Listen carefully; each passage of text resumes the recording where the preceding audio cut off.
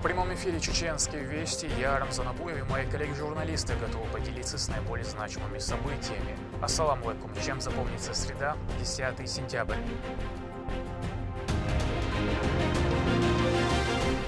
Завод «Гигант».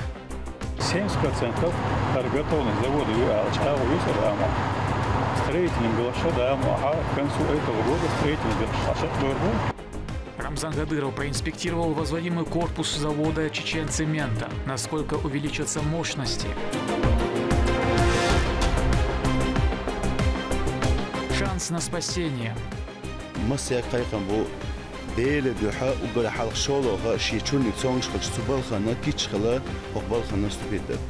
В Грозном состоялась акция по регистрации доноров костного мозга. Сколько человек вошло в федеральный реестр?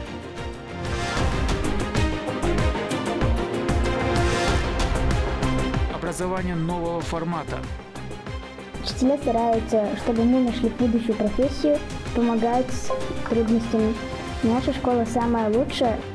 Грозненские школы активно реализовывают социальные проекты.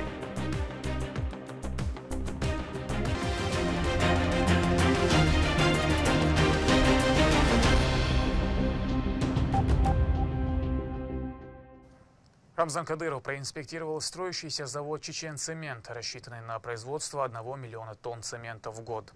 Новое предприятие будет работать по сухому способу, наиболее эффективной и экологичной технологии. Сегодня это крупный производитель строительных материалов. Какие новые планы ставит компания, в репортаже Турпалали Тайсумова.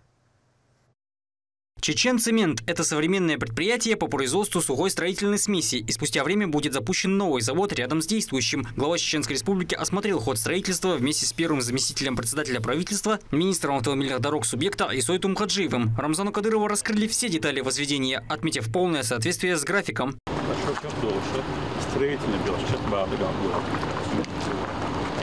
Монтажный где-то в середине марта завода по инвестору, у нас я был баган что инвестор делил было более 20 миллиардов проект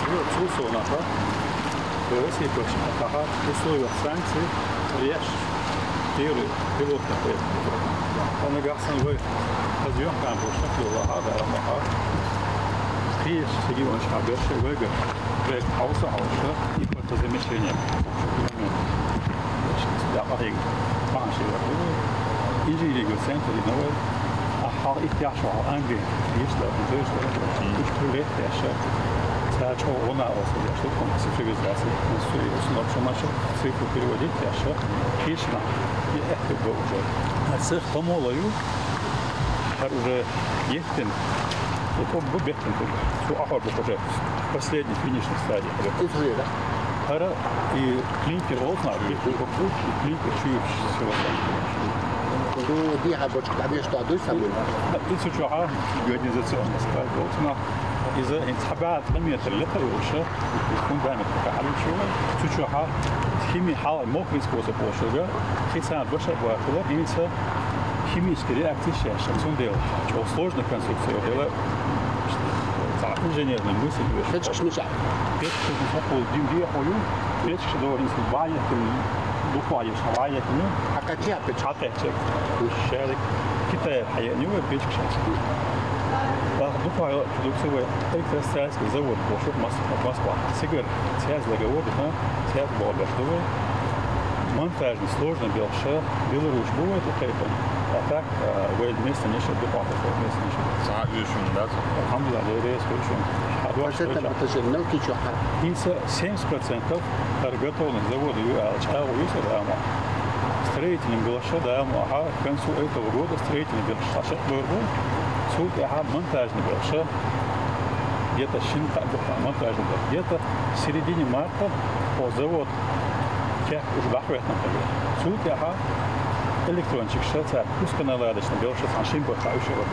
По словам гендиректора завода Абдулхамида Байбетирова, авторитет руководителя субъекта позволил привлечь инвесторов, которые уже возвели ранее некоторые другие масштабные объекты.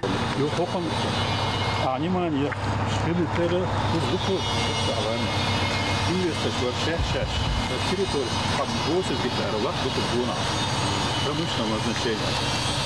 А это серьезно. Производство занято заброшено. Куда гипсокартон, завод Елецка, завод железобетона, конструкции, дорожных шуток, завод, высоких климатов. Там хосу дают чу, лучше сказать. Ага, и сам и бил там. Вы и дорога. Перго яш, может уже элду сидела, я как чисто, так серьезно заняться вином, из-за аргуля, а его ветка, да, мача проходу, и ветка шли, уже мифологическая демонстрация, серия отходов на шлахта цемента перчи, 30% цемент сова и оса качество уляхуса.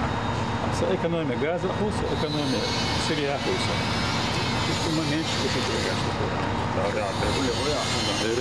Все работы ведутся активно. После сдачи в эксплуатацию начнется новая история завода по мощности выпуска строительной смеси. Причем, по словам гендиректора, с наименьшим вредом для окружающей среды. Это именно новые технологии, позволяющие экономить и энергию, и рационально использовать трудовые ресурсы. Соответственно, с минимизацией выбросов в атмосферу карбоновых следов, так называемых. Уникальность именно нашего проекта в том, что вот в современной истории России мы этот завод начали по поручению руководства республики именно в период санкционного давления на нашу страну. И до сих пор в России все заводы строились зарубежными компаниями.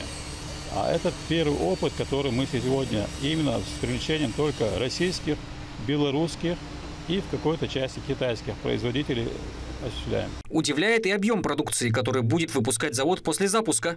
В сутки на новой линии будет производиться 3300 тонн клинкера. Затем этот продукт будет измельчен в цехе «Помол», где из него и получат качественный цемент. В год планируется создавать 1 000 000 тонн цемента. Подобная мощность покроет все нужды региона и даст возможность реализовывать так необходимый товар в другие субъекты страны. Здесь идет монтаж печки, диаметр печки 4,4, длина 64. И рабочие места будут, увеличится производительность. Больше продукции цемента позволит нам строить еще новые строительства, жилые дома и разные объекты. О таком когда-то никто даже не мечтал, но благодаря действиям регионального руководства промышленная отрасль субъекта выходит на новый уровень и становится флагманом на Северном Кавказе во всех направлениях. Турпал Али Тайсумов, Шамсудин Джабраилов и Магомед Ахматов при поддержке пресс-службы главы и правительства Чеченской Республики. Вести, Чеченская Республика.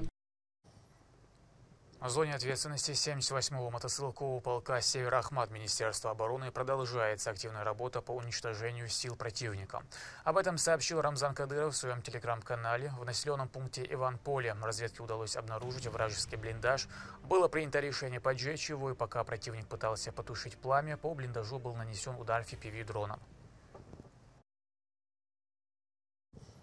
В администрации Шилинского района за проявленное мужество и отвагу двое погибших бойцов на СВО удостоены высшего звания. Герой Чеченской Республики Онах. Указ подписан Рамзаном Кадыровым. Награды передали родственникам. Репортаж Магомеда Азиева. В Шилинском муниципальном районе проводится официальное награждение семей, чьи отцы, сыновья и братья стали посмертными героями Отечества. Ответственность за данное вручение принял на себя глава администрации Шилинского района Ибрагимов Турпал Али Вахаевич.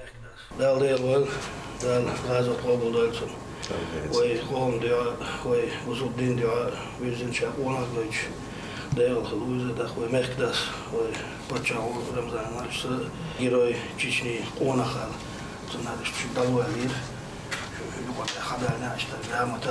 Один из таких, Исхаджи Вахаев, выходцу из Шали, было суждено погибнуть на поле сражения. Его доблестные заслуги перед отчизной были отмечены наградой, которую вместе с благодарностью передали его родному брату Исе Вахаеву.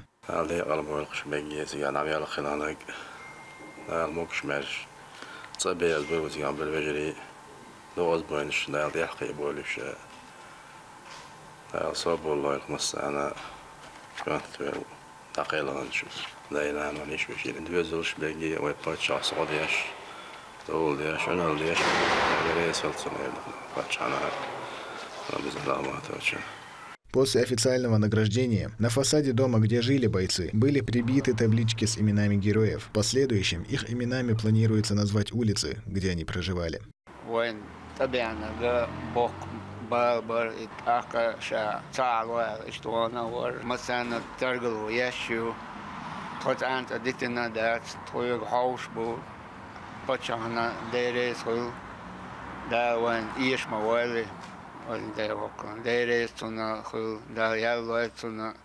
Все благие дела, совершенные такими достойными сынами своего народа, не будут забыты. Молодежь должна брать пример с подобной отваги и героического характера героев, вставших на защиту своего Отечества.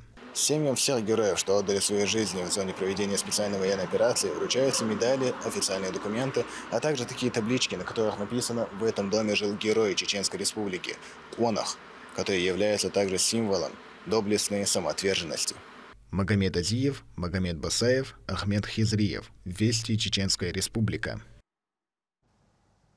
В республике стартовала акция к Всемирному дню донора костного мозга. Особое внимание уделяется истории маленького Халида, который ждет своего донора.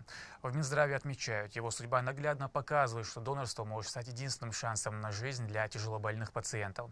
В Федеральном реестре доноров уже числится около 4000 жителей региона. Как стать донором? Репортаж Ахмеда Рамазанова. Ролик в соцсетях, рассказывающий о 3-летнем Халиде, у которого внезапно появилась серьезная болезнь – апластическая анемия, не смог оставить равнодушными жителей региона. Для выздоровления мальчику нужен донор для пересадки костного мозга. Желающие помочь малышу собрались в центре переливания крови с раннего утра. Уникальная для Чеченской Республики акция – пополнение национального регистра доноров костного мозга. Оказать посильную помощь сегодня собралось очень много людей самого разного возраста, чтобы всего за 10 минут, потраченных на анкету и сдачи крови, подарить кому-то шанс на жизнь. Процедура регистрации проста. Анкета и сдача от 4 до 5 мл крови для типирования, определения генетических особенностей. После этого данные человека вносят в общую базу. ونديالش خالد إيه خنا وهردعد ولي شانا ومخكحة يرى إيمن أنكلوجيت سوازن بالبلغ شوي بيش لوش وين هوردين قشتو هورن شو عداتح هور شولو خولو تشودوش دويزات أخا إدار سونا خا يرسن دول حالت إخواتشا وياتنا ناوصل يشخل السيك خيتشا بقلا إلشا فرزدينش سنة تدولر در هور استغانا وقبل خنا ستوبيتر أخا شيء شونك سونش خلش إتبازة شو حاجنا مكشوك كروش خلش أتخدر أما تغنا ويا هرسن دول حالت إخواتشا ليخ بيشخل آرينس خل تغنا إن شو جوشوك خالد بوش وجيم كان خوش دوش بير دويزة أخا تنا ويشتو وي تغنا تبلخ نفس تبيت صدر بعناحة كانت سونش وش عشو إسن دول بيرش بقينش دقوبو ومخكع تندير مسيك قيقن بو ديل دوحة وقال حلق شولوها شيء شونك سونش خلش تبلخنا كيتشخلا وقبلخنا ступитер. Стать донором костного мозга – это безопасно. Сам процесс сегодня чаще всего напоминает обычную процедуру сдачи крови. В регистр вступили где-то более 3000 жителей Чеченской Республики. У нас в регистр вступают такие молодые, здоровые, инициативные люди. Регистр доноров клеток костного мозга вступил министр здравоохранения Адам Руслан Чалханов. Например, человек, который своим примером показывает молодежи, что это не страшно, что это надо вступать и не бояться. Турпал Идрисов регулярно участвует в подобных акциях и, узнав о очередном мероприятии, не задумываясь, решил поучаствовать вместе со всеми. Пару дней назад мы с коллегами увидели ролик, где нашему маленькому брату нужна помощь пересадка костного мозга. И сотрудники частного охранного предприятия «Ахмат» решили сегодня прийти и стать донорами для нашего маленького брата, так как каждый донор сегодня очень важен и необходимо, чтобы каждый решил прийти сегодня стать донором. Благотворительная акция будет проходить до конца недели. Фонд «Даймох» напоминает, что присоединиться может каждый желающий, ведь порой самый большой подвиг – это тихий и осознанный шаг навстречу тому, кого ты даже не знаешь. Ахмед Рамазанов, Алисан Кацулов, Руслан Магомадов, Вести Чеченская Республика. С 1 сентября 2025 года студентки очной формы обучения будут получать пособие для будущих мам в размере 100% регионального прожиточного минимума. Эти выплаты предусмотрены для учащихся вузов, колледжей, организаций дополнительного образования и научных учреждений, независимо от того, на платной или бюджетной основе они обучаются. Его размер будет зависеть от продолжительности больничного. Оформить выплату можно через учебное заведение или отделение социального фонда, предоставив заявление и справку из медучреждения. Право имеет студентка, женщина, обучающаяся по очной форме обучения на платной или бесплатной основе в профессиональных образовательных организациях высшего образования, в дополнительных профессиональных образовательных организациях и научных организациях. Пособие назначается гражданке Российской Федерации, проживающей на территории Российской Федерации, иностранным гражданкам, лицам без гражданства, а также беженкам, постоянно проживающим на территории Российской Федерации. В гродненских школах в рамках выигранных грантовых проектов активно развиваются родительские клубы, творческие способности учащихся и медианавыки. Эти инициативы направлены на вовлечение ребят во внеурочный образовательный процесс. Репортаж Рабиат Гайтиевой. Пятиклассница Хеда Дакаева мечтает стать врачом, а в свободное время девочка увлекается рукоделием. Она шьет одежду для кукол и учится работать на швейной машине. И в столичной школе номер 39 имени Рамзана Айдамирова есть все условия для этого. Специализированные кабинеты, необходимое оборудование. Это показывает, что школа постоянно уделяет большое внимание профориентации своих учащихся и развитию их творческих способностей. В нашей школе проводятся разные мероприятия и игры. Учителя стараются, чтобы мы нашли будущую профессию, помогают с трудностями.